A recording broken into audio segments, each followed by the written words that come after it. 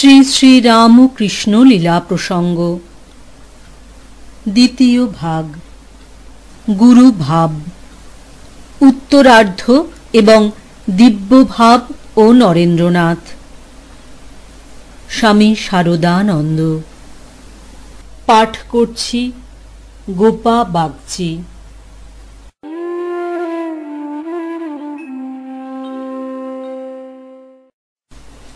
দ্বাদশ অধ্যায়, দ্বিতীয় পাদ। ঠাকুরের শ্যামপুকুরে অবস্থান, গৃহী ভক্তগণের সেবার ভার গ্রহণ ও ঠাকুরের ভিতর মধ্যে মধ্যে অপূর্ব আধ্যাত্মিক প্রকাশ দেখা। ঔষধ পথ্য ও দিবারাত্র সেবার পূর্বোক্তভাবে বন্দোবস্ত হইবার পরে ভক্তগণ নিশ্চিন্ত হইয়াছিলেন একথা বলিতে পারা যায় না, কারণ কলিকাতার প্রসিদ্ধ চিকিৎসকগণের মতামত গ্রহণপূর্বক তাহারা স্পষ্ট হৃদয়ঙ্গম করিয়াছিলেন ঠাকুরের কণ্ঠরোগ এককালে চিকিৎসার অসাধ্য না হইলেও বিশেষ কষ্টসাধ্য সন্দেহ নাই, এবং তাহার আরোগ্য হওয়া দীর্ঘ সময় সাপেক্ষ। সুতরাং শেষ পর্যন্ত সেবা চালাইবার ব্যয় কিরূপে নির্বাহ হইবে, ইহাই এখন তাহাদিগে চিন্তার বিষয় হইয়াছিল। ঐরূপ হইবারই কথা, কারণ বলরাম, সুরেন্দ্র, রামচন্দ্র, গিরিশচন্দ্র, মহেন্দ্রনাথ প্রভৃতি যাহারা ঠাকুরকে কলিকাতায় আনিয়া চিকিৎসাদির ভার লইয়াছিলেন, তাহারা কেহই ধনী ছিলেন না। নিজ পরিবারের ভরণ পোষণ নির্বাহপূর্বক সেবকগণের সহিত ঠাকুরের ভার একাকী বহন করেন, এরূপ সামর্থ্য তাহাদিগের কাহারও ছিল না। ঠাকুরের অসাধারণ অলৌকিকত্ব তাহাদিগের প্রাণে যে দিব্য আশা, আলোক, আনন্দ ও শান্তির ধারা প্রবাহিত করিয়াছিল, কেবলমাত্র তাহারই প্রেরণায় তাহারা ভবিষ্যতের দিকে কিছুমাত্র দৃষ্টিপাত না করিয়া ওই কার্যে প্রবৃত্ত হইয়াছিলেন। কিন্তু ওই পুতধারা যে সর্বক্ষণ একটানে বহিতে থাকিবে এবং ভবিষ্যতের ভাবনা উহার ভাটার সময় তাহাদিগকে বিকল করিবে না, এ কথা বলিতে যাওয়া নিতান্ত অস্বাভাবিক। ফলে ঐরূপ হয়ও নাই। কিন্তু আশ্চর্যের বিষয়, ঐরূপ সময় উপস্থিত হইলেই তাহারা ঠাকুরের ভিতর এমন নবীন আধ্যাত্মিক প্রকাশ সকল দেখিতে পাইতেন যে ওই দুর্ভাবনা কোথায় বিলীন হইয়া যাইত, এবং তাহাদিগের অন্তর পুনরায় নূতন উৎসাহ ও বলে পূর্ণ হইয়া উঠিত। তখন আনন্দের উদ্দাম উল্লাসে যেন বিচার বুদ্ধির অতীত ভূমিতে আরোহণ পূর্বক তাহারা দিব্যালোকে দেখিতে পাইতেন যে যাহাকে তাহারা জীবন পথের পরম অবলম্বন স্বরূপে গ্রহণ করিয়াছেন, তিনি কেবলমাত্র অতিমানব নহেন, কিন্তু আধ্যাত্মিক জগতের আশ্রয়, জীবকুলের পরম গতি, দেবমানব নারায়ণ। তাহার জন্ম, কর্ম, তপস্যা, আহার বিহার, এমনকি দেহের অসুস্থতা নিবন্ধন যন্ত্রণাভোগ পর্যন্ত সকলই বিশ্ব মানবের কল্যাণের নিমিত্ত। নতুবা জন্ম, মৃত্যু, জরা, ব্যাধি, দুঃখ, দোষাদির অতীত অতি সংকল্প পুরুষোত্তমে দেহের অসুস্থতা কোথায়? সেবাধিকার প্রদানপূর্বক তাহাদিগকে ধন্য ও কৃতকৃতার্থ করিবেন বলিয়াই তিনি অধুনা ব্যাধিগ্রস্তের ন্যায় অবস্থান করিতেছেন। দক্ষিণেশ্বর পর্যন্ত গমন করিয়া যাহাদিগে তাহাকে দর্শন করিবার অবসর ও সুযোগ নাই, তাহাদিগের প্রাণে দিব্যালোকের উন্মেষ উপস্থিত করিবার জন্যই তিনি সম্প্রতি তাহাদিগের নিকটে আসিয়া অবস্থান করিতেছেন। পাশ্চাত্য শিক্ষা সম্পন্ন জড়বাদী মানব যে বিজ্ঞানের ছায়ায় দাঁড়াইয়া আপনাকে নিরাপদ ও সর্বজ্ঞ প্রায় ভাবিয়া ভোগ বাসনার তৃপ্তি সাধনকেই জীবনে লক্ষ্য করিতেছে, ঈশ্বর সাক্ষাৎরূপ দিব্য বিজ্ঞানের উচ্চতর আলোকে উহার অকিঞ্চিৎকরত্ব প্রতিপাদন পূর্বক তাহার জীবন ত্যাগের পথে প্রবর্তিত করিবার জন্যই তিনি এখন ঐরূপ হইয়া রহিয়াছেন। তবে কেন এই আশঙ্কা? অর্থাভাব হইবে বলিয়া কি জন্য দুর্ভাবনা? যিনি সেবাধিকার প্রদান করিয়াছেন, উহা সম্পূর্ণ করিবার সামর্থ্য তিনি তাহাদিগকে প্রদান করিবেন। গৃহী ভক্তগণের ঠাকুরের জন্য স্বার্থত্যাগের কথা ভাবুকতার উচ্ছ্বাসে অতিরঞ্জিত করিয়া আমরা উপরোক্ত কথাগুলি বলিতেছি, পাঠক যেন ইহা মনে না করেন। ঠাকুরের সঙ্গগুণে ভক্তগণকে ঐরূপ অনুভব ও আলোচনা করিতে নিত্য প্রত্যক্ষ করিয়াছি বলিয়াই আমাদিগকে ওই সকল কথা লিপিবদ্ধ করিতে হইতেছে। দেখিয়াছি অর্থাভাববশত ঠাকুরের সেবা ত্রুটি হইবার আশঙ্কায় মন্ত্রণা করিতে উপস্থিত হইয়া তাহারা পূর্বোক্ত ভাবের প্রেরণায় আশ্বস্ত ও নিশ্চিন্ত হইয়া ফিরিয়া গিয়াছেন। কেহ বা বলিয়াছেন, ঠাকুর নিজের জোগাড় নিজেই করিয়া লইবেন, যদি না করেন তাহাতেই বা ক্ষতি কি? যতক্ষণ ইটের উপর ইট রহিয়াছে ততক্ষণ ভাবনা কি? বাটি বন্দুক দিয়া তাহার সেবা চালাইব। কেহ বা বলিয়াছেন, পুত্রকন্যার বিবাহ বা অসুস্থতাকালে যে রূপে চালাইয়া থাকি সেই রূপে চালাইব। স্ত্রীর গাত্রের 2-4খান অলঙ্কার যতক্ষণ আছে ততক্ষণ ভাবনা কি?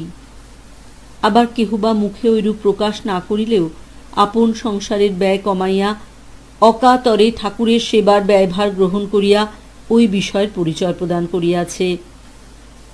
ঐরূপ ভাবের প্রেরণাতেই সুরেন্দ্রনাথ বাটি ভাড়ার সমস্ত ব্যয় একাকী বহন করিয়াছিলেন এবং বলরাম, রাম, মহেন্দ্র, গিরিশচন্দ্র প্রভৃতি সকলে মিলিত হইয়া ঠাকুরের ও তাহার সেবকগণের নিমিত্ত এই কালে যাহা কিছু প্রয়োজন হইয়াছিল সেই সমস্ত যোগাইয়া আসিয়াছিলেন।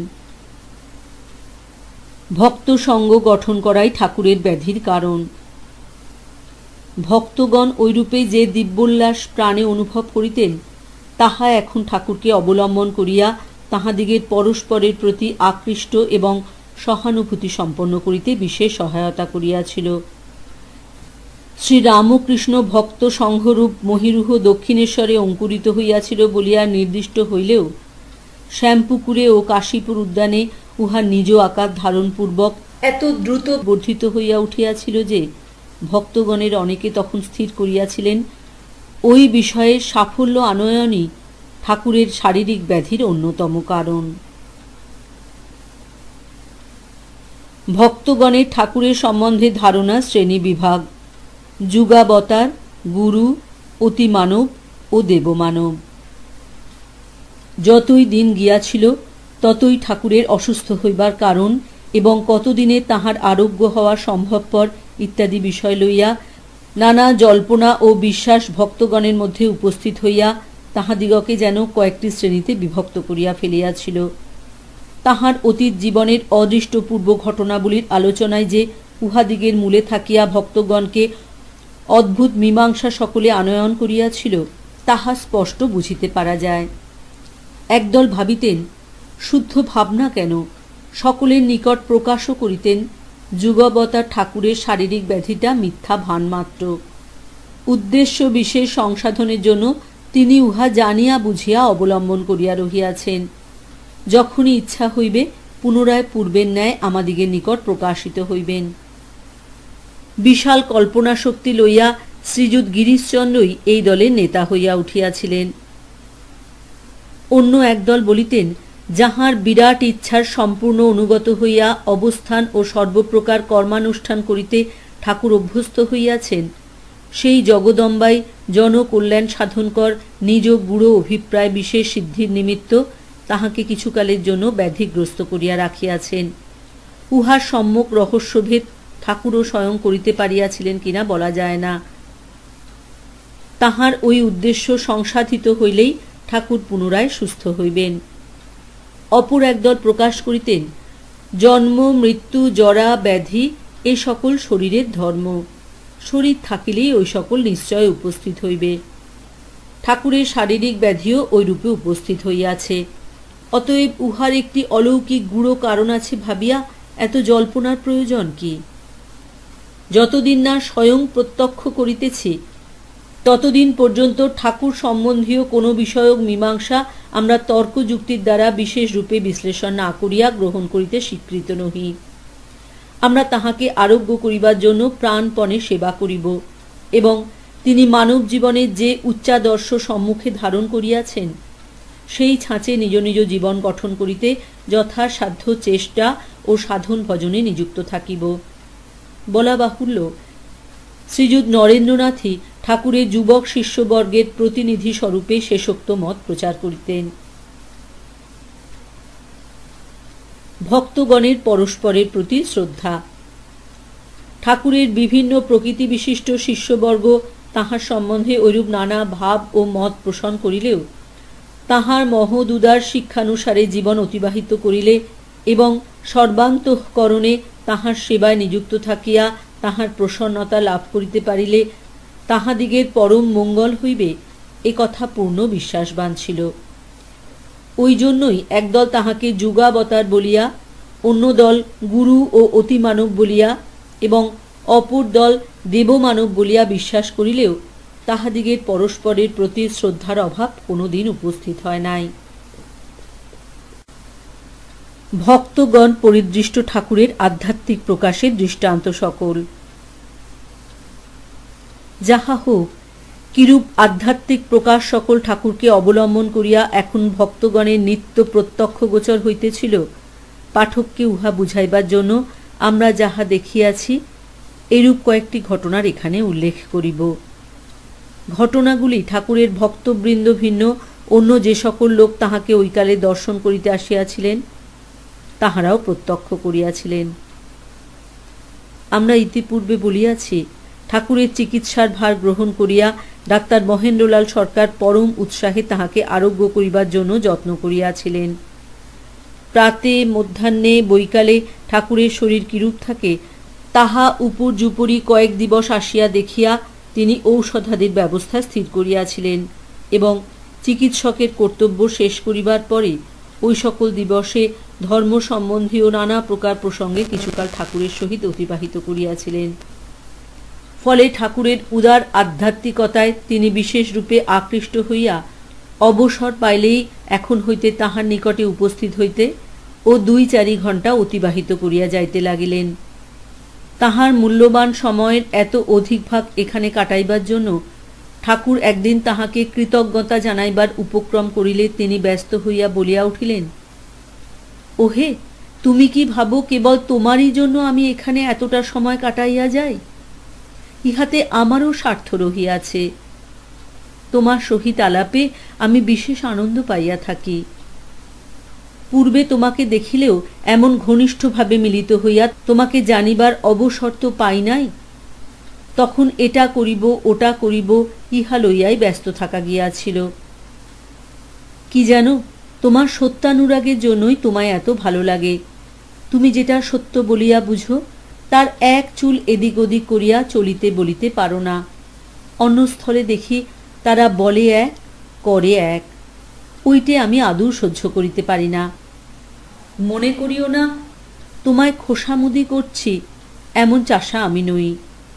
বাপের কুপুত্র। বাপ অন্যায় করলে তাকেও স্পষ্ট কথা না বলিয়া থাকিতে পারি না।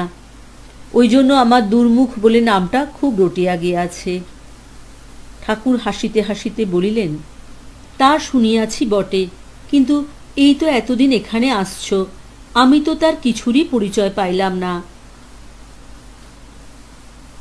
ডাক্তারের সত্যানুরাগে সকল প্রকার অনুষ্ঠান। ডাক্তার হাসিয়া বলিলেন, সেটা আমাদের উভয়ের সৌভাগ্য। নতুবা অন্যায় বলিয়া কোনো বিষয় ঠেকিলে দেখিতে মহেন্দ্র সরকার চুপ করিয়া থাকিবার বান্দা নয়। যাহা হোক, সত্যের প্রতি অনুরাগ আমাদের নাই এ কথা যেন ভাবিও না। সত্য বলে যেটা বুঝেছি সেইটা প্রতিষ্ঠা করতেই তো আজীবন ছুটাছুটি করেছি। ওই জন্যই হোমিওপ্যাথি চিকিৎসারম্ভ, ওই জন্যই বিজ্ঞান চর্চার মন্দির নির্মাণ, ওইরূপ আমার সকল কাজেই। অপরা বিদ্যার সহায়ে পরা বিদ্যা লাভ। ডাক্তার উহাতে একটু উত্তেজিত হইয়া বলিলেন, ওই তোমাদের এক কথা, বিদ্যার আবার পরা অপরা কি? যা হতে সত্যের প্রকাশ হয় তা আবার উঁচু নিচু কি? আর যদি একটা ঐরূপ মন গড়া ভাব করো, তাহা হইলে এটা তো স্বীকার করিতেই হইবে অপরা বিদ্যার ভিতর দিয়াই পরাবিদ্যা লাভ করিতে হইবে। বিজ্ঞানের চর্চা দ্বারা আমরা যে সকল সত্য প্রত্যক্ষ করি তাহা হইতেই জগতের আদি কারণের বা ঈশ্বরের কথা আরও বিশেষভাবে বুঝিতে পারি। আমি নাস্তিক বৈজ্ঞানিক বেটাদের ধরিতেছি না, তাদের কথা বুঝিতেই পারি না, চক্ষু থাকিতেও তারা অন্ধ। তবে এ কথাও যদি কেহ বলেন যে অনাদি অনন্ত ঈশ্বরের সবটা তিনি বুঝে ফেলেছেন, তাহলে তিনি মিথ্যাবাদী, জুয়াচোর। তার জন্য পাগলাগারদের ব্যবস্থা করা উচিত। ঈশ্বরের ইতি করাটা হীন বুদ্ধি। ঠাকুর ডাক্তারের দিকে প্রসন্ন দৃষ্টিপাতপূর্বক হাসিতে হাসিতে বলিলেন, ঠিক বলেছ, ঈশ্বরের ইতি যারা করে তারা হীন বুদ্ধি, তাদের কথা সহ্য করতে পারি না। মন বুঝে, প্রাণ বুঝে না। এই বলিয়া ঠাকুর আমাদিগে জনৈককে ভক্তাগ্রহী শ্রী রামপ্রসাদের কে জানে মন কালী কেমন স্বরদর্শনে না পাই দর্শন গীতটি গাহিতে বলিলেন এবং উহা শুনিতে শুনিতে উহার ভাবার্থ মৃদুস্বরে ডাক্তারকে মধ্যে মধ্যে বুঝাইয়া দিতে লাগিলেন। আমার প্রাণ বুঝেছে, মন বোঝে না, ধরবে শশী হয়ে বামন। গীতের এই অংশটি গাহিবার কালে ঠাকুর গায়ককে বাধা দিয়া বলিলেন, উল্টো পাল্টা হচ্ছে। আমার মন বুঝেছে, প্রাণ বুঝে না, এইরূপ হইবে। মন তাকে জানতে গিয়ে সহজেই বুঝে যে অনাদি অনন্ত ঈশ্বরকে ধরা তার কর্ম নয়। প্রাণ কিন্তু ওই কথা বুঝতে চাহে না, সে কেবলই বলে, কি করে আমি তাকে পাব। ডাক্তার ওই কথা শুনিয়া মুগ্ধ হইয়া বলিলেন, ঠিক বলেছ, মন বেটা ছোট লোক, একটুতেই পারব না, হবে না বলে বসে। কিন্তু প্রাণ ওই কথায় সায় দেয় না বলেই তো যত কিছু সত্যের আবিষ্কার হয়েছে ও হচ্ছে। ভাবাবিষ্ট যুবকের নারী পরীক্ষা। গান শুনিতে শুনিতে দুই একজন যুবক ভক্তের ভাবাবেশে বাহ্য চৈতন্য লোপ হইতে দেখিয়া ডাক্তার তাহাদের নিকট যাইয়া নারী পরীক্ষা করিয়া বলিলেন, মূর্ছিতের ন্যায় বাহ্য বিষয়ের জ্ঞান নাই বলিয়া বোধ হইতেছে। বুকে হাত বুলাইয়া মৃদু স্বরে নাম শুনাইবার পরে তাহাদিগকে পূর্বের ন্যায় প্রকৃতিস্থ হইতে দেখিয়া তিনি ঠাকুরকে লক্ষ্য করিয়া পুনরায় বলিলেন, এসব তোমারই খেলা বোধ হইতেছে। ঠাকুর হাসিতে হাসিতে বলিলেন, আমার নয় গো, এসব তাঁরই ইচ্ছায়। ইহাদের মন এখনো স্ত্রী পুত্র টাকা কড়ি মান যশাদিতে ছড়াইয়া পড়ে নাই বলিয়াই তার নামগুণ শ্রবণে তন্ময় হইয়া ঐরূপ হইয়া যায়। বিদ্যার গরম। পূর্ব প্রসঙ্গ পুনরায় উঠাইয়া এইবার ডাক্তারকে বলা হইল, তিনি ঈশ্বরকে মানিলেও এবং তাহার ইতি না করিলেও যাহারা বিজ্ঞান চর্চায় রত রহিয়াছেন তাহাদিগের মধ্যে একদল ঈশ্বরকে একেবারে উড়াইয়া দেন এবং অপর দল ঈশ্বরের অস্তিত্ব স্বীকার করিলেও তিনি এইরূপ ভিন্ন অপর কোনরূপ হইতে বা করিতে পারেন না, এই কথা উচ্চৈস্বরে প্রচার করিয়া থাকেন। ডাক্তার বলিলেন, হ্যাঁ, ওই কথা অনেকটা সত্য বটে, কিন্তু ওটা কি জানো? ওটা হচ্ছে বিদ্যার গরম বা বদহজম। ঈশ্বরের সৃষ্টি দুই চারিটা বিষয় বুঝিতে পারিয়াছি বলিয়া তাহারা মনে করে দুনিয়ার সব ভেদটাই তারা মেরে দিয়েছে। যারা অধিক পড়েছে দেখেছে, ও দোষটা তাদের হয় না। আমি তো ওই কথা কখনো মনে আনিতে পারি না। পাণ্ডিত্যের অহংকার। ঠাকুর তাহার কথা শুনিয়া বলিলেন, ঠিক বলেছ, বিদ্যালাভের সঙ্গে সঙ্গে আমি পণ্ডিত, আমি যা জেনেছি বুঝেছি তাহাই সত্য, অপরের কথা মিথ্যা, এইরূপ একটা অহংকার আসে। মানুষ নানা পাশে আবদ্ধ রয়েছে, বিদ্যাভিমান তাহারই ভিতরের একটা। এত লেখাপড়া শিখেও তোমার ঐরূপ অহংকার নাই, ইহাই তাঁর কৃপা। ডাক্তারের নিরভিমানতা। ডাক্তার ওই কথায় উত্তেজিত হইয়া বলিলেন, অহংকার হওয়া দূরে থাক, মনে হয় যা জেনেছি বুঝেছি তা যৎসামান্য, কিছু নয় বলিলেই হয়। শিখিবার এত বিষয় পড়িয়া রহিয়াছে, মনে হয় শুধু মনে কেন, আমি দেখিতে পাই প্রত্যেক মানুষেই এমন অনেক বিষয় জানে যাহা আমি জানি না। সেজন্য কাহারও নিকট হইতে কিছু শিখিতে আমার অপমান বোধ হয় না। মনে হয় ইহাদের নিকটেও আমার শিখিবার মতো অনেক জিনিস থাকিতে পারে। ওই হিসাবে আমি সকলের পায়ের ধুলা লইতেও প্রস্তুত। ভিতরে মাল আছে। ঠাকুর শুনিয়া বলিলেন, আমিও ইহাদিগকে বলি, সখী, যতদিন বাঁচি ততদিন শিখি। পরে ডাক্তারকে দেখাইয়া আমাদিগকে বলিলেন, কেমন নিরভিমান দেখছিস, ভিতরে মাল আছে কিনা তাই ঐরূপ বুদ্ধি। ঐরূপ নানা কথাবার্তার পরে ডাক্তার সেদিন বিদায় গ্রহণ করিয়াছিলেন। ঠাকুরের ডাক্তারকে ধর্মপথে অগ্রসর করিয়া দিবার চেষ্টা। ডাক্তার মহেন্দ্রলাল ঐরূপে দিন দিন ঠাকুরের প্রতি যেমন শ্রদ্ধা ও প্রীতি সম্পন্ন হইয়া উঠিতেছিলেন, ঠাকুরও তেমনি তাহাকে ধর্মপথে অগ্রসর করিয়া দিবার জন্য যত্নপর হইয়াছিলেন। তদ্ভিন্ন গুণী ব্যক্তির সহিত আলাপেই গুণীর সমধিক প্রীতি জানিয়া ঠাকুর তাহার শিষ্যবর্গের মধ্যে মহেন্দ্রনাথ, গিরিশচন্দ্র, নরেন্দ্রনাথ প্রমুখ বাছা বাছা লোক সকলকে মধ্যে মধ্যে সুবিদ্বান ডাক্তারের সহিত আলাপ করিতে পাঠাইয়াছিলেন। গিরিশচন্দ্রের সহিত পরিচিত হইবার পরে ডাক্তার একদিন বুদ্ধচরিতের অভিনয় দর্শন করিয়া উহার শত মুখে প্রশংসা করিয়াছিলেন এবং তৎকৃত অন্য কয়েকখানি নাটকেরও অভিনয় দেখিতে গিয়াছিলেন। ঐরূপে নরেন্দ্রনাথের সহিত আলাপে মুগ্ধ হইয়া তিনি তাহাকে একদিন নিমন্ত্রণ করিয়া ভোজন করাইয়াছিলেন এবং সঙ্গীত বিদ্যাতেও তাহার অধিকার আছে জানিয়া একদিন ভজন শুনাইবার জন্য অনুরোধ করিয়াছিলেন।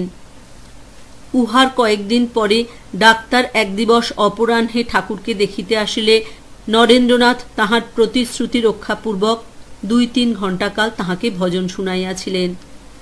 ডাক্তার সেদিন উহাতে এত আনন্দিত হইয়াছিলেন যে বিদায় গ্রহণের পূর্বে নরেন্দ্রকে পুত্রের ন্যায় স্নেহে আশীর্বাদ, আলিঙ্গন ও চুম্বন করিয়া ঠাকুরকে বলিয়াছিলেন, এর মতো ছেলে ধর্মলাভ করিতে আসিয়াছে দেখিয়া আমি বিশেষ আনন্দিত।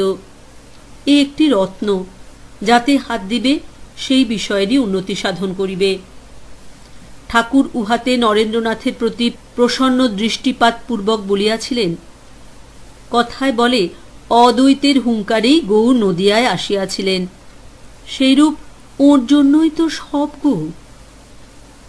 এখন হইতে ঠাকুরকে দেখিতে আসিয়া নরেন্দ্রকে সেখানে উপস্থিত দেখিলেই ডাক্তার তাহার নিকট হইতে কয়েকটি ভজন না শুনিয়া ছাড়িতেন না। ঔষধের সম্যক ফল না পাওয়ায় ডাক্তারের চিন্তা ও আচরণের দৃষ্টান্ত।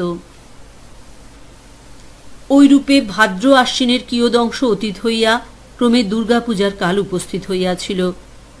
ঠাকুরের অসুস্থতা ওই সময় কোনো কোনো দিন কিছু অধিক এবং অন্য সকল দিনে অল্প এইভাবে চলিয়াছিল। ঔষধের সম্যক ফল পাওয়া যাইতেছিল না। ডাক্তার একদিন আসিয়া রোগ বাড়িয়াছে দেখিয়া বলিয়া বসিলেন, নিশ্চয় পথ্যের কোনো অনিয়ম হইতেছে। আচ্ছা বলো দেখি, আজ কি কি খাইয়াছ? প্রাতে ভাতের মণ্ড, ঝোল ও দুধ এবং সন্ধ্যায় দুধ ও জবের মণ্ডাদি তরল খাদ্যই ঠাকুর খাইতেছিলেন, সুতরাং ওই কথাই বলিলেন। ডাক্তার বলিলেন, তথাপি নিশ্চয় কোনো নিয়মের ব্যতিক্রম হইয়াছিল। আচ্ছা বলো তো, কোন কোন আনাজ দিয়া ঝোল রাঁধা হইয়াছিল? ঠাকুর বলিলেন, আলু, কাঁচকলা, বেগুন, 2-1 টুকরো ফুলকপিও ছিল। ডাক্তার বলিলেন, হ্যাঁ, ফুলকপি খেয়েছ? এ তো খাবার অত্যাচার হয়েছে। ফুলকপি বিষম গরম ও দুষ্পাচ্য। কয় টুকরো খেয়েছ? ঠাকুর বলিলেন, 1 টুকরাও খাই নাই, তবে ঝোলে উহা ছিল দেখিয়াছি। ডাক্তার বলিলেন, খাও আর নাই খাও, ঝোলে উহা সত্য তো ছিল, সেজন্যই তোমার হজমের ব্যাঘাত হইয়া আজ ব্যারামের বৃদ্ধি হইয়াছে। ঠাকুর বলিলেন, সে কি গো, কপি খাইলাম না, পেটের অসুখ হয় নাই, ঝোলে কপির একটু রস ছিল বলিয়া ব্যারাম বাড়িয়াছে, এ কথা যে আদৌ মনে নেয় না। একটু অত্যাচার অনিয়মে কতটা অপকার হয় তাহার দৃষ্টান্ত। ডাক্তার বলিলেন, ঐরূপ একটুতে যে কতটা অপকার করিতে পারে তাহা তোমাদের ধারণা নাই। আমার জীবনের একটা ঘটনা বলিতেছি, শুনিলে বুঝিতে পারিবে। আমার হজম শক্তিটা বরাবরই কম, মধ্যে মধ্যে অজীর্ণে খুব ভুগিতে হইত। সেজন্য খাদ্যের সম্বন্ধে বিশেষ সতর্ক হইয়া নিয়ম রক্ষা করিয়া সর্বদা চলি। দোকানের কোনো জিনিস খাই না, ঘি তেল পর্যন্ত বাড়িতে করাইয়া লই। অথচ এক সময়ে বিষম সর্দি হইয়া ব্রঙ্কাইটিস হইল, কিছুতেই সারিতে চায় না। তখন মনে হইল নিশ্চিত খাবারে কোনো প্রকার দোষ হইতেছে। সন্ধান করিয়া উহাতেও কোনো প্রকার দোষ ধরিতে পারিলাম না। উহার পরে সহসা একদিন চোখে পড়িল, যে গরুটা দুধ খাইয়া থাকি তাহাকে চাকরটা কতগুলি মাস কলাই খাওয়াইতেছে। জিজ্ঞাসা করিয়া জানিলাম কোন স্থান হইতে কয়েক মণ ওই কড়াই পাওয়া গিয়াছিল। সর্দির ভয়ে কেহ খাইতে চাহে না বলিয়া কিছুদিন হইতে উহা গরুকে খাইতে দেওয়া হইতেছে। মিলাইয়া পাইলাম, যখন হইতে ঐরূপ করা হইয়াছে প্রায় সেই সময় হইতে আমার সর্দি হইয়াছে। তখন গরুকে ওই কড়াই খাওয়ানো বন্ধ করিলাম। সঙ্গে সঙ্গে আমার সর্দিও অল্পে অল্পে কমিতে লাগিল। সম্পূর্ণরূপে আরোগ্য হইতে সেইবার অনেক দিন লাগিয়াছিল এবং বায়ু পরিবর্তন আদিতে আমার 4-5 হাজার টাকা খরচ হইয়া গিয়াছিল। ঠাকুর শুনিয়া হাসিতে হাসিতে বলিলেন, ও বাবা, এ যে তেঁতুলতলা দিয়া গিয়াছিল বলিয়া সর্দি হইল, সেই রূপ। সকলে হাসিতে লাগিল। ডাক্তারের ঐরূপ অনুমান করাটা একটু বাড়াবাড়ি বলিয়া বোধ হইলেও উহাতে তাহার দৃঢ় বিশ্বাস দেখিয়া ওই বিষয়ে আর কোনো কথা কেহ উত্থাপন করিল না এবং তাহার নিষেধ মানিয়া লইয়া তখন হইতে ঠাকুরের ঝোলে কপি দেওয়া বন্ধ করা হইল। ডাক্তারের ঠাকুরের প্রতি শ্রদ্ধার বৃদ্ধি ও ভক্তগণের প্রতি ভালোবাসা। ঠাকুরের ভালোবাসা, সরল ব্যবহার এবং আধ্যাত্মিকতায় ডাক্তারের মন তাহার প্রতি ক্রমে কতদূর শ্রদ্ধা সম্পন্ন হইয়া উঠিতেছিল তাহা তাহার এক এক দিনের কথায় ও কার্যে বেশ বোঝা যাইত। শুদ্ধ ঠাকুরকে কেন, তদীয় ভক্তগণকেও তিনি এখন ভালোবাসার চক্ষে দেখিতেছিলেন এবং ঠাকুরকে লইয়া তাহারা যে একটা মিথ্যা হুজুগ করিতে বসে নাই এ বিষয়ে বিশ্বাসবান হইয়াছিলেন। কিন্তু ঠাকুরকে তাহারা যেরূপ প্রগাঢ় ভক্তি বিশ্বাস করিত তাহা তিনি কিভাবে দেখিতেন তাহা বলা যায় না। বোধ হয় তাহার নিকটে উহা কিছু বাড়াবাড়ি বলিয়া মনে হইত, অথচ তাহারা যে উহা কোনো প্রকার স্বার্থের জন্য অথবা লোক দেখানোর মতো করে না তা বেশ বুঝিতে পারিতেন। সুতরাং তাহার নিকটে উহা এক বিচিত্র রহস্যের ন্যায় প্রতিভাত হইত বলিয়া বোধ হয়। ভক্তদিগের সহিত ঘনিষ্ঠভাবে মিলিত হইয়া তাহার তীক্ষ্ণ বুদ্ধি ওই বিষয়ে সমাধানে নিত্য নিযুক্ত থাকিয়াও ওই প্রহেলিকা ভেদে সমর্থ হয় নাই। কারণ ঈশ্বরে বিশ্বাসী হইলেও মানবের ভিতর তাহার অসাধারণ শক্তি প্রকাশ দেখিয়া তাহাকে গুরু বা অবতার বলিয়া শ্রদ্ধা পূজাদি করাটা তিনি পাশ্চাত্য শিক্ষা প্রভাবে বুঝিতে পারিতেন না এবং বুঝিতে পারিতেন না বলিয়া উহার বিরোধী ছিলেন। বিরোধের কারণ, সংসারে যাহারা অবতার বলিয়া পূজা পাইতেছেন তাহাদের শিষ্য পরম্পরা তাহাদিগের মহিমা প্রচার করিতে যাইয়া বুদ্ধির দোষে কোনো কোনো বিষয় এমন অতিরঞ্জিত করিয়া ফেলিয়াছেন যে তাহারা স্বরূপত কীদৃশ ছিলেন লোকে তাহা ধরা বুঝা এখন এক প্রকার অসম্ভব হইয়া উঠিয়াছে। ওই প্রসঙ্গে ডাক্তার একদিন ঠাকুরের সম্মুখে স্পষ্ট বলিয়াও ছিলেন, ঈশ্বরকে ভক্তি পূজাদি যাহা বলো তাহা বুঝিতে পারি, কিন্তু সেই অনন্ত ভগবান মানুষ হইয়া আসিয়াছেন এই কথা বলিলেই যত গোল বাঁধে। তিনি যশোদানন্দন, মেরিনন্দন, শচীনন্দন হইয়া আসিয়াছেন এই কথা বুঝা কঠিন। ওই নন্দনের দলই দেশটাকে উচ্ছন্ন দিয়াছে। ঠাকুর ওই কথায় হাসিয়া আমাদিগকে বলিয়াছিলেন, এ বলে কি? তবে হীন বুদ্ধি গোঁড়ারা অনেক সময় তাহাকে বাড়াইতে যাইয়া ঐরূপ করিয়া ফেলে বটে। ডাক্তারের অবতার সম্বন্ধীয় মত ও তাহার প্রতিবাদ। দুর্গাপূজাকালে ঠাকুরের ভাবাবেশ দর্শনে ডাক্তারের বিস্ময়। অবতার সম্বন্ধীয় পূর্বোক্ত মত প্রকাশের জন্য ডাক্তারের সঙ্গে গিরিশচন্দ্র ও নরেন্দ্রনাথের সময়ে সময়ে অনেক বাদানুবাদ হইয়াছিল। ফলে উহার বিপরীতে অনেক যুক্তিগর্ভ কথা বলা যাইতে পারে ইহা প্রতিপন্ন হওয়ায় ঐরূপ একান্ত বিরোধী মত সহসা প্রকাশ করিতে তিনি সতর্কতা অবলম্বন করিয়াছিলেন।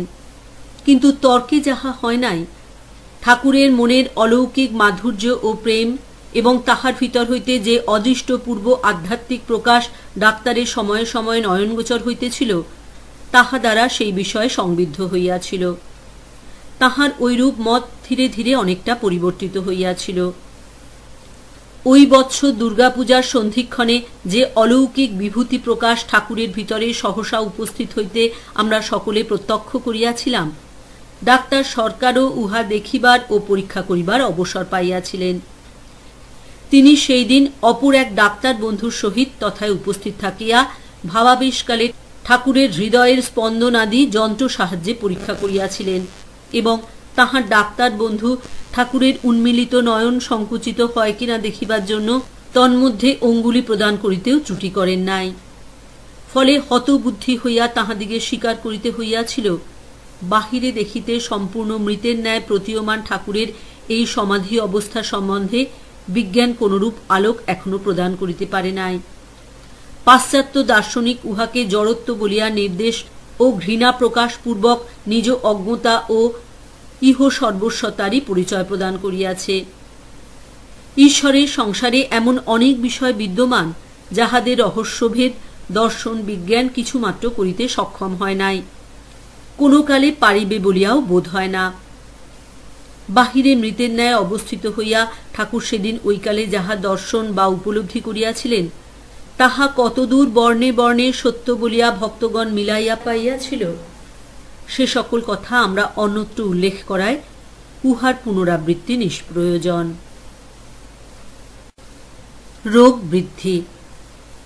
আশ্বিন অতীত হইয়া কার্তিক এবং কালী পূজার দিন ক্রমে নিকটবর্তী হইল, কিন্তু ঠাকুরের শারীরিক অবস্থার বিশেষ কোনো উন্নতি দেখা গেল না।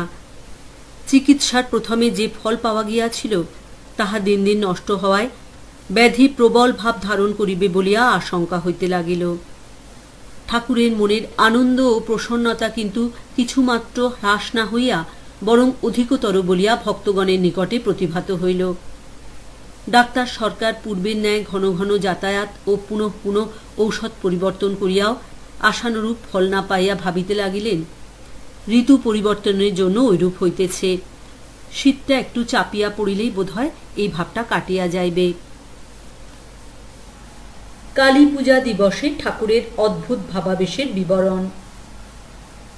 দুর্গা পূজার ন্যায় কালী পূজার সময়েও ঠাকুরের ভিতরে অদ্ভুত আধ্যাত্মিক প্রকাশ ভক্তগণের নয়নগোচর হইয়াছিল। দেবেন্দ্রনাথ কোনো সময়ে প্রতিমা আনয়নপূর্বক কালী পূজা করিবার সংকল্প করিয়াছিলেন। ঠাকুর ও তাহার ভক্তগণের সম্মুখেই ওই সংকল্প কার্যে পরিণত করিতে পারিলে পরম আনন্দ হইবে ভাবিয়া তিনি শ্যামপুকুরের বাটিতে উক্ত পূজা করিবার কথা পাড়িলেন। কিন্তু পূজার উৎসাহ উত্তেজনা ও গোলমালে ঠাকুরের শরীর অধিকতর অবসন্ন হইবে ভাবিয়া ভক্তগণ তাহাকে ঐরূপ কার্য হইতে বিরত হইবার পরামর্শ প্রদান করিল। দেবেন্দ্র ভক্তগণের কথা যুক্তিযুক্ত ভাবিয়া ওই সংকল্প ত্যাগ করিলেন।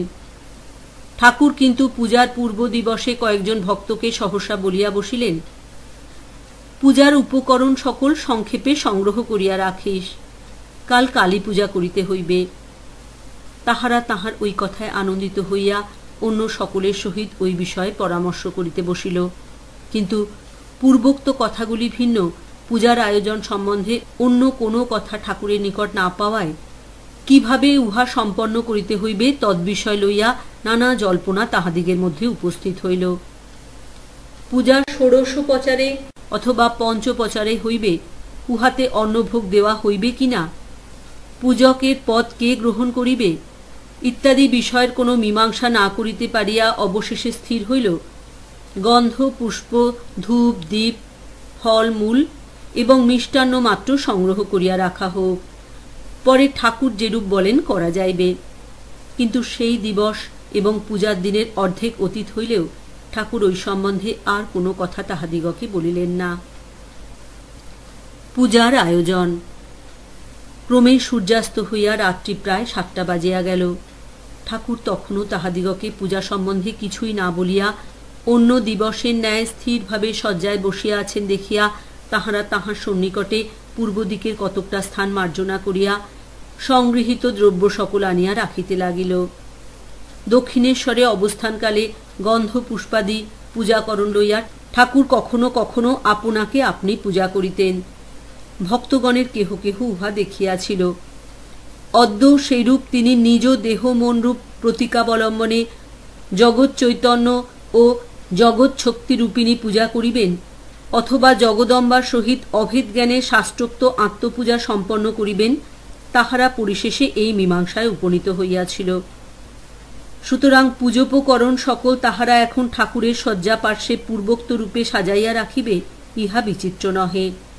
ঠাকুর তাহাদিগকে ঐরূপ করিতে দেখিয়া কোনরূপ অসম্মতি প্রকাশ করিলেন না। ঠাকুরের নীরবে অবস্থান।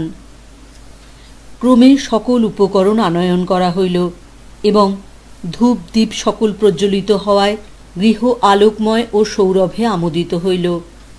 ঠাকুর তখনও স্থির হইয়া বসিয়া আছেন দেখিয়া ভক্তগণ এখন তাহার নিকটে উপবেশন করিল এবং কেহ বা তাহার আদেশ প্রতীক্ষা করিয়া এক মনে তাহাকে দেখিতে এবং কেহ বা জগজ্জননী চিন্তা করিতে লাগিল। ঐরূপে গৃহ এককালে নীরব এবং ৩০ বা ততোধিক ব্যক্তি উহার অন্তরে অবস্থান করিলেও জনশূন্য বলিয়া প্রতীয়মান হইতে লাগিল। কতক্ষণ ঐরূপে অতীত হইল।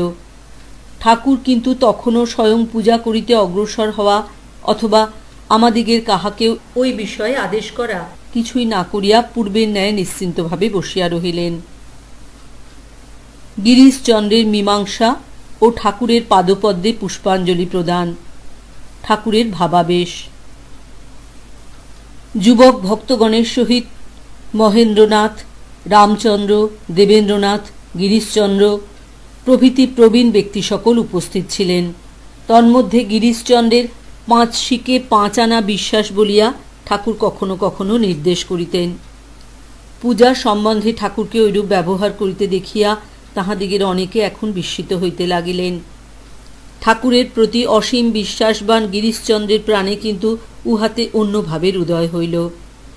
তাহার মনে হইল আপনার জন্য ঠাকুরের কালী পূজা করিবার কোনো প্রয়োজন নাই। যদি বলো অহেতুকী ভক্তির প্রেরণায় তাহার পূজা করিবার ইচ্ছা হইয়াছে, তাহা হইলে উহা না করিয়া এরূপে স্থির হইয়া বসিয়া আছেন কেন? অতএব তাহাও বোধ হইতেছে না। তবে কি তাহার শরীররূপ জীবন্ত প্রতিমায় জগদম্বার পূজা করিয়া ভক্তগণ ধন্য হইবেন বলিয়া এই পূজা আয়োজন? নিশ্চয় তাহাই। ঐরূপ ভাবিয়া তিনি উল্লাসে অধীর হইলেন এবং সম্মুখস্থ পুষ্পচন্দন সহসা গ্রহণপূর্বক জয় মা বলিয়া ঠাকুরের পাদপদ্মে অঞ্জলি প্রদান করিলেন। ঠাকুরের সমস্ত শরীর উহাতে শিহরিয়া উঠিল এবং তিনি গভীর সমাধিমগ্ন হইলেন। তাহার মুখমণ্ডল জ্যোতির্ময় এবং দিব্য হাস্যে বিকশিত হইয়া উঠিল এবং হস্তদ্বয় বরাভয় মুদ্রা ধারণপূর্বক তাহাতে জগদম্বার আবেশের পরিচয় প্রদান করিতে লাগিল। এত অল্পকালের মধ্যে এই সকল ঘটনা উপস্থিত হইল যে পার্শ্ববর্তী ভক্তগণের অনেকে ভাবিল ঠাকুরকে ঐরূপ ভাবাবিষ্ট হইতে দেখিয়াই গিরিশ তাহার শ্রীপদে বারংবার অঞ্জলি প্রদান করিতেছেন এবং যাহারা কিঞ্চিত দূরে ছিল তাহারা দেখিল যেন ঠাকুরের শরীরাবলম্বনে জ্যোতির্ময়ী দেবী প্রতিমা সহসা তাহাদিগের সম্মুখে আবির্ভূতা হইয়াছেন। ভাবাবিষ্ট ঠাকুরকে ভক্তগণের পূজা। বলা বাহুল্য, ভক্তগণের প্রাণে এখন উল্লাসের অবধি রহিল না। তাহারা প্রত্যেকে কোনরূপে পুষ্পপাত্র হইতে ফুল চন্দন গ্রহণ করিয়া যাহারা যেরূপ ইচ্ছা মন্ত্র উচ্চারণ ও ঠাকুরের শ্রীপাদপদ্ম পূজাপূর্বক জয় জয় রবে গৃহ মুখরিত করিয়া তুলিল। কতক্ষণ ঐরূপে গত হইলে ভাবাবেশের উপশম হইয়া ঠাকুরের অর্ধবাহ্য অবস্থা উপস্থিত হইল।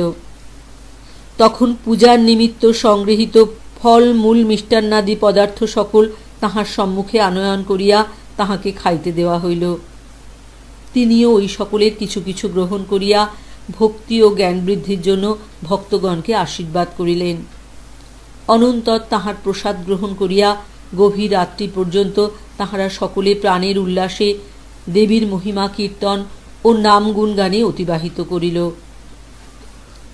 ঐরূপে ভক্তগণ সেই বৎসর অভিনব প্রণালীতে শ্রী শ্রী জগদম্বার পূজা করিয়া যে অভূতপূর্ব উল্লাস অনুভব করিয়াছিল তাহা চিরকালের নিমিত্ত তাহাদিগের প্রাণে জাগরুক হইয়া রহিয়াছে এবং দুঃখ দুর্দিন উপস্থিত হইয়া যখনই তাহারা অবসন্ন হইয়া পড়িতেছে তখনই ঠাকুরের সেই দিব্য হাস্যফুল্ল প্রসন্ন আনন ও বরাভয়যুক্ত করদয় তাহাদিগের সম্মুখে উদিত হইয়া তাহাদিগের জীবন সর্বথা দেবরক্ষিত এই কথা তাহাদিগকে স্মরণ করাইয়া দিতেছে।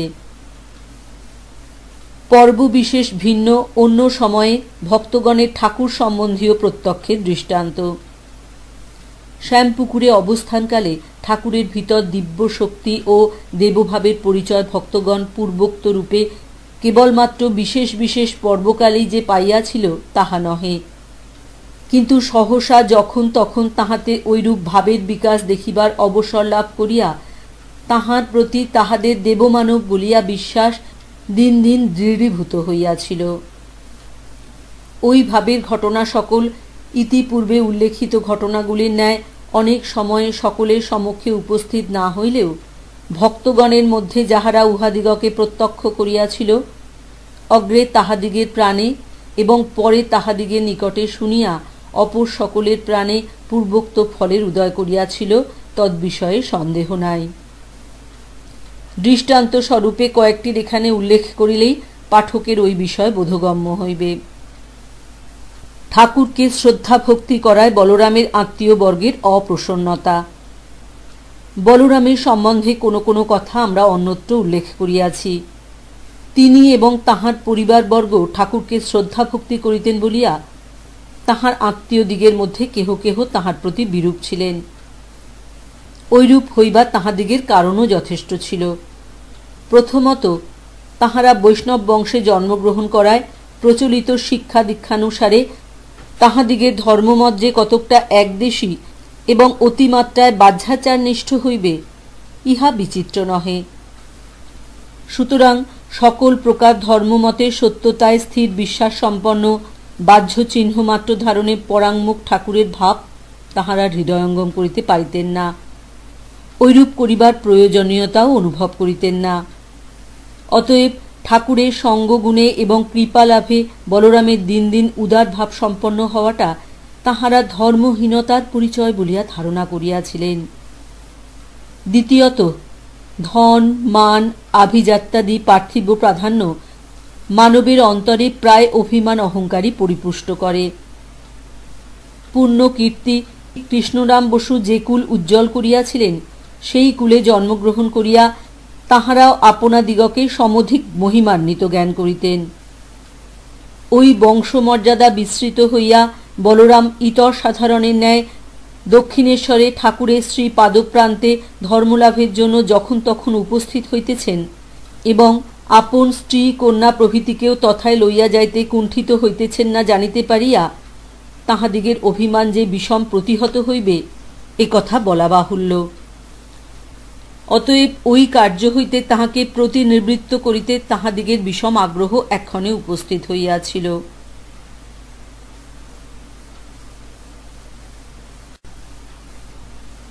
বলরামের ঠাকুরের নিকট গমন নিবারণে তাহাদিগের চেষ্টা। সৎ উপায় অবলম্বনে কার্যসিদ্ধি না হইলে অহংকৃত মানবকে অসৎ উপায় গ্রহণ করিতে অনেক সময় দেখিতে পাওয়া যায়। বলরামের আত্মীয়বর্গের মধ্যে কোনো কোনো ব্যক্তির প্রায় ঐরূপ অবস্থা হইয়াছিল। কালনার ভগবান দাস প্রমুখ বৈষ্ণব বাবাজিদিগের নিষ্ঠা ও ভক্তিপ্রেমের আতিশয্য কীর্তন করিয়া এবং আপনাদিগের বংশগৌরবের কথা পুনঃ পুনঃ স্মরণ করাইয়া দিয়াও যখন তাহারা বলরামের ঠাকুরের নিকট গমন নিবারণ করিতে পারিলেন না, তখন ঠাকুরের প্রতি বিদ্বেষ ভাবাপন্ন হইয়া তাহারা কখনো কখনো তাহার অযথা নিন্দাবাদ করিতেও কুণ্ঠা বোধ করিলেন না। অবশ্য অপরের নিকট হইতে শ্রবণ করিয়াই যে তাহারা ঠাকুরকে নিষ্ঠা পরিশূন্য, সদাচার বিরহিত, খাদ্যাখাদ্য বিচারবিহীন, কণ্ঠী তিলকাদি বৈষ্ণব চিহ্ন ধারণের বিরোধী ইত্যাদি বলিয়া ধারণা করিয়াছিলেন, এ কথা বলিতে হইবে। যাহা হোক, উহাতেও কোনো ফলোদয় হইল না দেখিয়া তাহারা অবশেষে ঠাকুরের ও বলরামের সম্বন্ধে নানা কথার বিকৃত আলোচনা তাহার ক্ষুল্লতাত ভাতৃদ্বয় নিমাইচরণ ও হরিবল্লভ বসুর কর্ণে উত্থাপিত করিতে লাগিলেন। বলরামের পূর্বজীবন। আমরা ইতিপূর্বে এক স্থলে বলিয়াছি, বলরামের ভিতরে দয়া ও ত্যাগ বৈরাগ্যের ভাব বিশেষ প্রবল ছিল।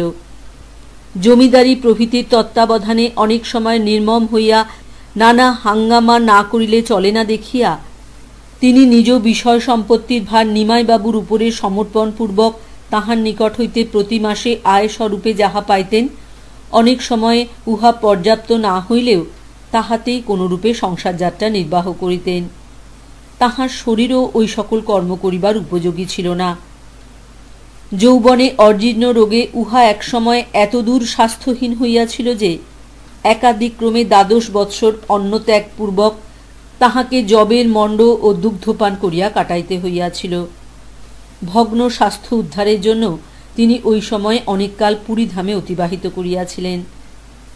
শ্রী ভগবানের নিত্য দর্শন, পূজা, জপ, ভাগবতাদি শাস্ত্রশ্রবণ এবং সাধু সঙ্গাদি কার্যেই তাহার তখন দিন কাটিত এবং ওইরূপে তিনি বৈষ্ণব সম্প্রদায়ের ভিতরে ভালো ও মন্দ যাহা কিছু ছিল সেই সকলের সহিত সুপরিচিত হইবার বিশেষ অবসর ওইকালে প্রাপ্ত হইয়াছিলেন। পরে কার্যানুরোধে কলিকাতায় আসিবার কিছুকাল পরেই ঠাকুরের দর্শন ও পুত সঙ্গে তাহার জীবন কিরূপে দিন দিন পরিবর্তিত হয় তদ্বিষয়ের আভাস আমরা ইতিপূর্বে প্রদান করিয়াছি। বলরামের কলিকাতায় আগমন ও ঠাকুরকে দর্শন।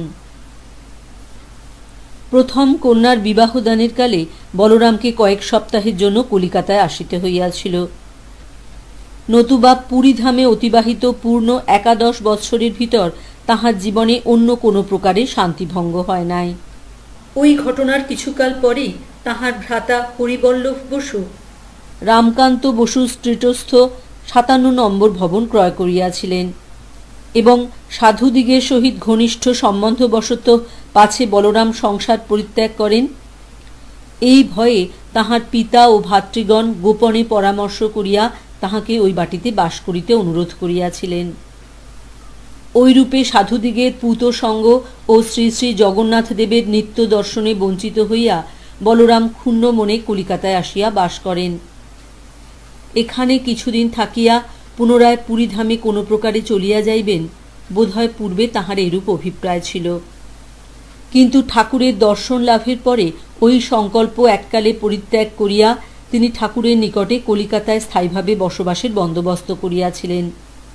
সুতরাং পাছে হরিবল্লভ বাবু তাহাকে উক্ত বাটি খালি করিয়া দিতে বলেন অথবা নিমাইবাবু বিষয় সম্পত্তির তত্ত্বাবধান করিবার জন্য তাহাকে কোঠারে আহ্বানপূর্বক ঠাকুরের পূর্ণ সঙ্গে বঞ্চিত করেন, এই ভয়ে তাহার অন্তর এখন সময়ে সময়ে বিশেষ ব্যাকুল হইত। বলরামের ভ্রাতা হরিবল্লভের কলিকাতায় আগমন। অন্তরে চিন্তা সময়ে সময়ে ভবিষ্যৎ ঘটনার সূচনা করে। বলরামের এখন ঐরূপ হইয়াছিল। তিনি যাহা ভয় করিতেছিলেন প্রায় তাহাই উপস্থিত হইল। আত্মীয়বর্গের গুপ্ত প্রেরণায় তাহার উভয় ভ্রাতাই তাহার প্রতি অসন্তুষ্ট হইয়াছেন এইরূপ ইঙ্গিত করিয়া পত্র পাঠাইলে এবং হরিবল্লভ বাবু তাহার সহিত পরামর্শে বিশেষ প্রয়োজনীয় কোনো বিষয় স্থির করিবার অভিপ্রায়ে শীঘ্রই কলিকাতায় আসিয়া তাহার সহিত একত্রে কয়েকদিন অবস্থান করিবেন, এই সংবাদও অবিলম্বে তাহার নিকটে উপস্থিত হইল। অন্যায় কিছুই করেন নাই বলিয়া বলরামের অন্তরাত্মা উহাতে ক্ষুব্ধ না হইলেও ঘটনাচক্র পাছে তাহাকে ঠাকুরের নিকট হইতে দূরে লইয়া যায়, এই ভয়ে অবসন্ন হইল। অনন্তর অশেষ চিন্তার পরে তিনি স্থির করিলেন, ভ্রাতারা অপরের কথা শুনিয়া যদি তাহাকে দোষী বলিয়া সাব্যস্ত করেন তথাপি তিনি ঠাকুরের অসুখের সময়ে তাহাকে ফেলিয়া অন্যত্র যাইবেন না। ইতিমধ্যে হরিবল্লভ বাবুও কলিকাতায় উপস্থিত হইলেন। তাহার সহিত অবস্থানকালে ভ্রাতাকে যাহাতে কোনরূপ কষ্ট বা অসুবিধা ভোগ করিতে না হয় এইরূপে সকল বিষয়ের সুবন্দোবস্ত করিয়া বলরাম নিজ সংকল্প দৃঢ় রাখিয়া নিশ্চিন্ত মনে অবস্থান করিতে এবং ঠাকুরের নিকটে প্রতিদিন যেভাবে যাতায়াত করিতেন প্রকাশ্যভাবে তদ্রূপ করিতে লাগিলেন। বলরামের প্রতি কৃপায় ঠাকুরের হরিবল্লভকে দেখিবার সংকল্প। মুখই মনের প্রকৃষ্ট দর্পণ। হরিবল্লভ বসুর কলিকাতায় আসিবার দিবসে বলরাম ঠাকুরের নিকটে উপস্থিত হইলে তিনি তাহার মুখ দেখিয়াই বুঝিয়া লইলেন তাহার অন্তরে কি একটা সংগ্রাম চলিয়াছে। বলরামকে তিনি বিশেষভাবে আপনার বলিয়া জ্ঞান করিতেন। তাহার বেদনায় ব্যথিত হইয়া তাহাকে নিজ সমীপে ডাকিয়া প্রশ্নপূর্বক সকল বিষয় জানিয়া লইলেন এবং বলিলেন, সে লোক কেমন, তাহাকে একদিন এখানে আনিতে পারো?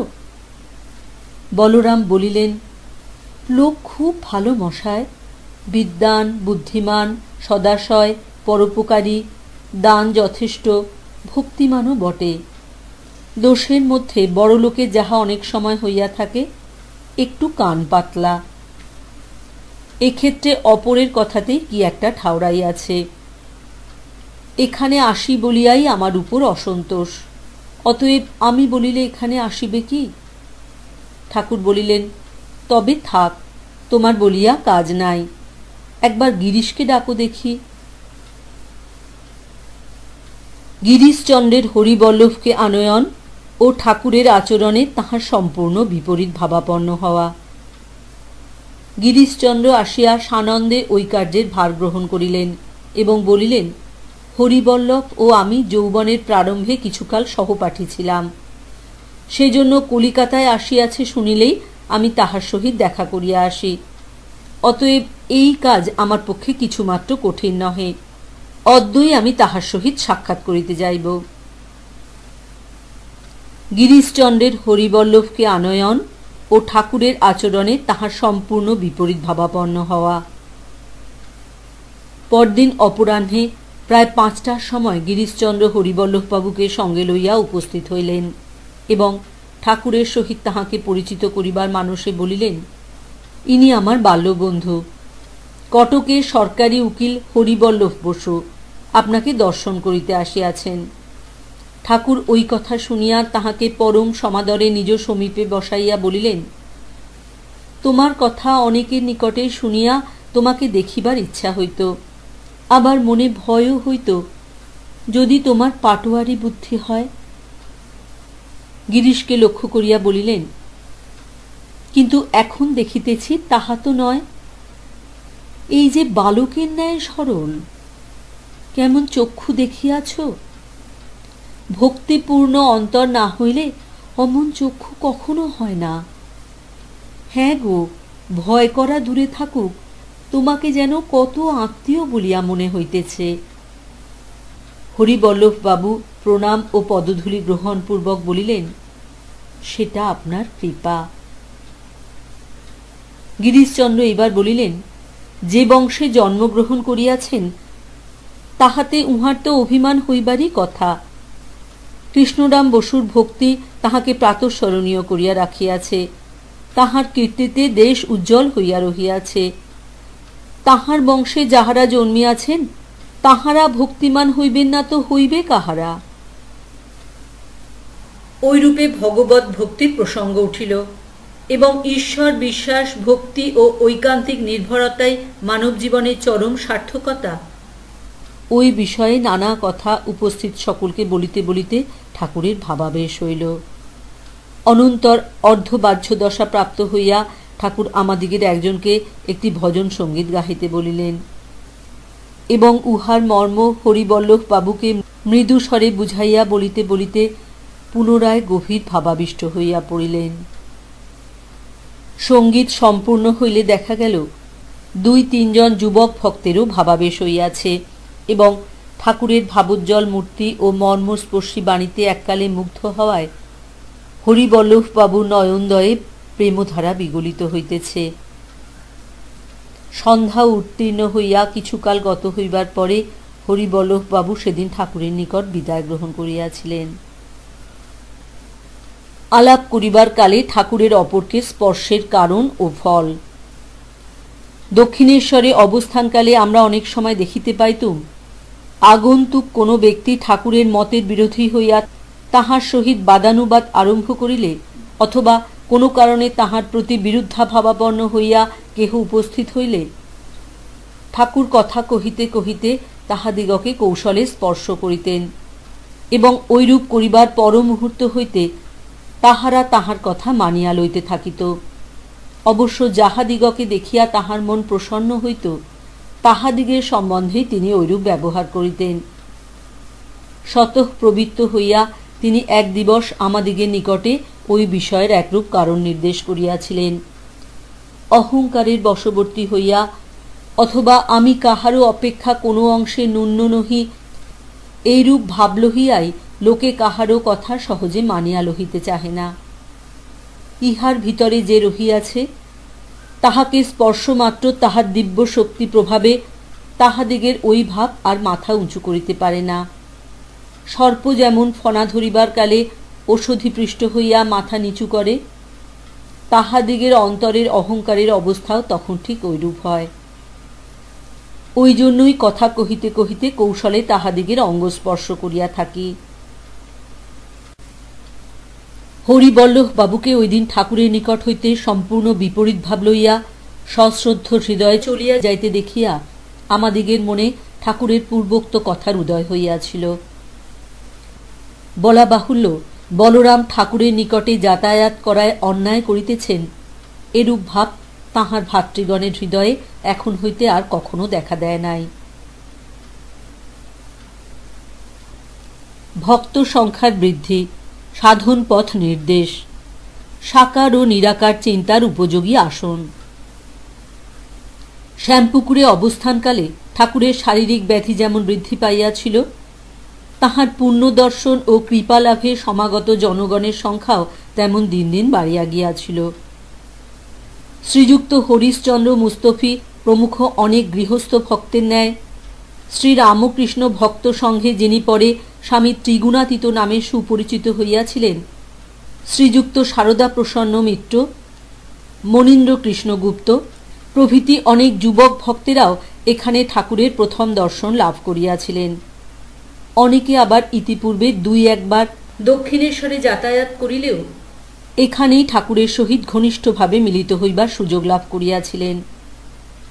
নবাগত ওই সকল ব্যক্তিদিগের প্রকৃতি ও সংস্কার লক্ষ্য করিয়া ঠাকুর ইহাদিগের প্রত্যেককে ভক্তি প্রধান অথবা জ্ঞান মিশ্রা ভক্তি প্রধান সাধনমার্গ নির্দেশ করিয়া দিতেন এবং সুযোগ পাইলে নিভৃতে নানারূপ উপদেশ দিয়া ওই পথে অগ্রসর করাইতেন। আমাদিগে জানা আছে, জনৈক যুবককে ওইরূপে ঠাকুর একদিন সাকার ও নিরাকার ধ্যানের উপযোগী নানা প্রকার আসন ও অঙ্গ সংস্থান দেখাইয়াছিলেন। পদ্মাসনে উপবিষ্ট হইয়া বাম করতলের উপরে দক্ষিণ করতল পৃষ্ঠ সংস্থানপূর্বক ওইভাবে উভয় হস্ত বক্ষে ধারণ ও চক্ষু নিমীলন করিতে বলিলেন। ইহাই সকল প্রকার সাকার ধ্যানের প্রশস্ত আসন।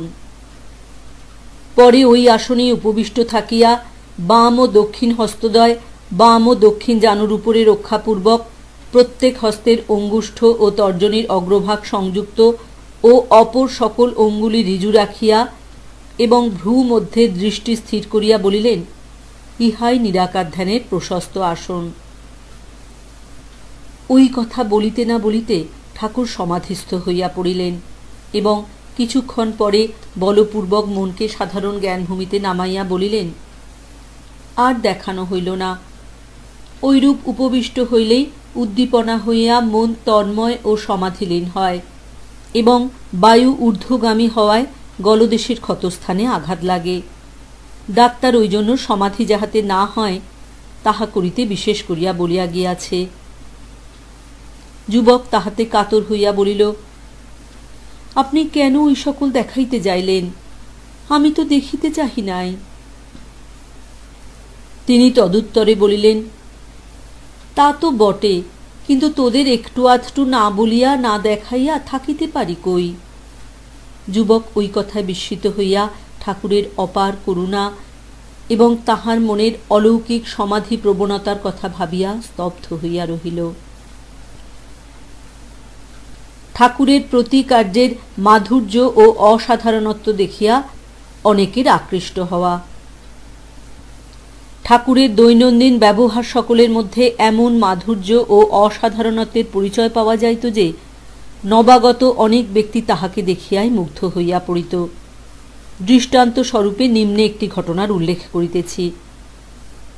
ঘটনাটি আমরা মহাকবি গিরিশচন্দ্রের বন্ধুবৎসল কনিষ্ঠ সহোদর পরলোকগত অতুলচন্দ্র ঘোষ মহাশয়ের নিকটে শ্রবণ করিয়াছিলাম।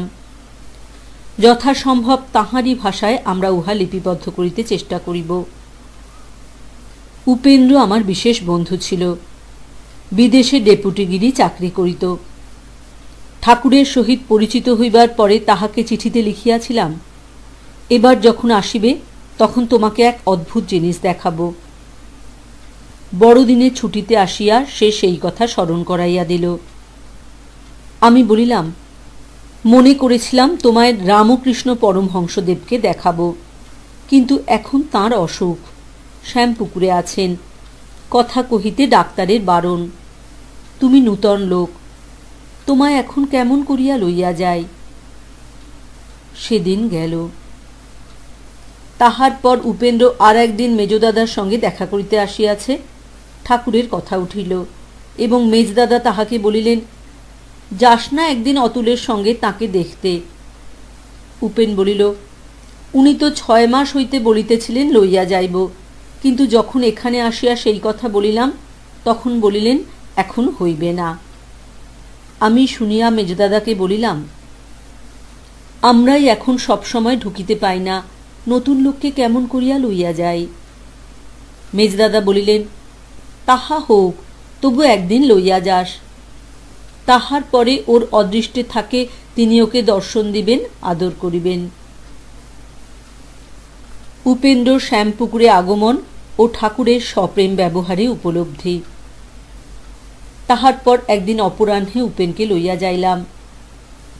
সেদিন ঠাকুরের ঘরে তাহার বিছানার নিকট হইতে 2টি সব বিছাইয়া একঘর লোক বসিয়া আর নানা রকম আজে বাজে কথা হইতেছে, যেমন ছবি আঁকার কথা, কারণ চিত্রবিদ্যা কুশল অন্নদা বাগচি সেদিন সেখানে ছিল, শ্যাকরার দোকানে সোনা রূপা গলানোর কথা ইত্যাদি। অনেকক্ষণ বসিয়া থাকিলাম, একটিও ভালো কথা হইল না। ভাবিতে লাগিলাম, আজ এই নূতন লোকটিকে লইয়া আসিলাম, আর আজই যত আজে বাজে কথা। ও ঠাকুরের সম্বন্ধে কিরূপ ভাব লইয়া যাইবে ভাবিয়া আমার মুখ শুষ্ক হইতে লাগিল এবং মধ্যে মধ্যে উপেনের দিকে ভয় ভয় তাকাইয়া দেখিতে লাগিলাম। কিন্তু যতবার দেখিলাম তাহার মুখ বেশ প্রসন্ন, যেন ওই সকল কথায় সে বেশ আনন্দ পাইতেছে। তখন ইশারা করিয়া তাহাকে উঠিতে বলিলাম। সে তাহাতে আরেকটু বসিতে ইশারায় জানাইল। ওইরূপে 2-3 বার ইশারা করার পরে সে উঠিয়া আসিল। তখন তাহাকে বলিলাম, কি শুনছিলি এতক্ষণ? ওই সব কথায় শুনিবার কি আছে বল দেখি? সাধে তোকে বাঙাল বলি? তাহার কপালে একটি উল্কির টিপ ছিল বলিয়া তাহাকে আমরা ওইরূপ বলিতাম। সে বলিল, না হে, বেশ শুনিতেছিলাম। পূর্বে ইউনিভার্সাল লাভ কথাটা শুনেছি, কিন্তু কাহাতে উহার প্রকাশ দেখি নাই। সকল বিষয় লইয়া সকলের সঙ্গে উহাকে আনন্দ করিতে দেখিয়া আজ তাহা প্রত্যক্ষ করিলাম। কিন্তু আর একদিন আসিতে হইবে, আমার 3টি প্রশ্ন আছে, জিজ্ঞাসা করিব। তাহার পর একদিন প্রাতে উপেনকে লইয়া যাইলাম। তখন ঠাকুরের নিকটে বড় একটা কেহ নাই, কেবল সেবক দিগের 2-1 জন ও আমার ভগ্নিপতি মল্লিক মহাশয় ছিলেন। যাইবার পরে উপেনকে পই পই করিয়া বলিয়া দিয়াছিলাম, যাহা জিজ্ঞাসা করিবার স্বয়ং করিবি, তাহা হইলে মনের মতো উত্তর পাইবি, কাহাকেও দিয়া প্রশ্নগুলি জিজ্ঞাসা করাইবি না। কিন্তু সে মুখ চোরা ছিল, যাহা বারণ করিয়াছিলাম এখানে আসিয়া তাহাই করিয়া বসিল। মল্লিক মহাশয়ের দ্বারা প্রশ্ন করাইল। ঠাকুর উত্তর করিলেন, কিন্তু উপেনের মুখের ভাবে বুঝিলেন উত্তরটি তাহার মনের মতো হইল না। তখন আমি তাহাকে পুনরায় চুপি চুপি বলিলাম, ওইরূপ তো হবেই, আমি তো তোকে বারবার বলে এলাম, যা জিজ্ঞাসা করবার আপনি করবি, নিজে জিজ্ঞাসা কর না, মুক্তার ধরেছিস কেন? ঈশ্বর সাকার নিরাকার 2, যেমন জল আর বরফ। সাহস করিয়া সে এইবার স্বয়ং জিজ্ঞাসা করিল, মহাশয়, ঈশ্বর সাকার না নিরাকার? আর যদি 2 হন, তাহা হইলে একসঙ্গে ঐরূপ সম্পূর্ণ বিপরীতভাবে 2 কেমন করিয়া হইতে পারেন? ঠাকুর শুনিয়াই বলিলেন, তিনি সাকার নিরাকার 2, যেমন জল আর বরফ। উপেন কলেজে বিজ্ঞান লইয়াছিল, তজ্জন্য ঠাকুরের পূর্বোক্ত দৃষ্টান্ত তাহার মনের মতো হইল এবং উহার সহায়ে সে তাহার প্রশ্নে যথাযথ উত্তর পাইয়া আনন্দিত হইল। ওই প্রশ্নটি করিয়াই কিন্তু সে নিরস্ত হইল এবং কিছুক্ষণ পরে ঠাকুরকে প্রণাম করিয়া বিদায় গ্রহণ করিল। বাহিরে আসিয়া তাহাকে জিজ্ঞাসা করিলাম, উপেন, তুমি 3টে প্রশ্নের কথা বলিয়াছিলে, একটি মাত্র জিজ্ঞাসা করিয়াই উঠিয়া আসিলে কেন? সে তাহাতে বলিল, তাহা বুঝি বুঝো নাই? ওই এক উত্তরে আমার 3টি প্রশ্নেরই মীমাংসা হইয়া গিয়াছে। রামদাদার কথায় অতুলের বিরক্তি। তোমার মনে আছে বোধহয়, রামদাদা এই সময় প্রায় বাটিতে সকাল সকাল আহারাদি করিয়া অফিসের কাপড় চোপড় সঙ্গে লইয়া ঠাকুরের নিকটে আসিতেন এবং 2-1 ঘণ্টা এখানে কাটাইয়া বেশ পরিবর্তনপূর্বক কর্মস্থলে চলিয়া যাইতেন। ঠাকুর যখন আজ উপেনের প্রশ্নের উত্তর দিতেছেন, তখন তিনি অফিসে যাইবার বেশ পড়িতে পড়িতে ওই ঘরে সহসা আসিয়া ঠাকুরের কথাগুলি শুনিয়াছিলেন। আমরা যেমন বাহিরে আসিয়াছি, অমনি রামদাদা বলিয়া উঠিলেন, অতুল দাদা, ওকে এদিকে নিয়ে এসো। ঠাকুর ওর প্রশ্নের উত্তরে বড় শক্ত কথা বলিয়াছেন, উনি বুঝিতে পারিবেন না। আমার এই বইখানা ওকে পড়িতে হইবে, তবে উনি ঠাকুরের ওই কথা বুঝিতে পারিবেন। ওই কথা শুনিয়া আমার ভারী রাগ হইল। বলিয়া ফেলিলাম, রামদাদা, তুমি না আমাদের চেয়ে 7 বছর আগে ঠাকুরকে দেখেছ ও তাঁর কাছে যাওয়া আসা করছ? উনি যা বললেন তা বুঝতে পারবে না, আর তোমার বই পড়ে উনি যা বোঝাতে পারলেন না তা বুঝতে পারবে? এটা তোমার কেমনতর কথা। তবে উপেনকে তোমার বইখানা পড়তে দেবে, দাও, সেটা আলাদা কথা। রামদাদা ওই কথায় একটু অপ্রস্তুত হইয়া পুস্তকখানি উপেনকে দিলেন।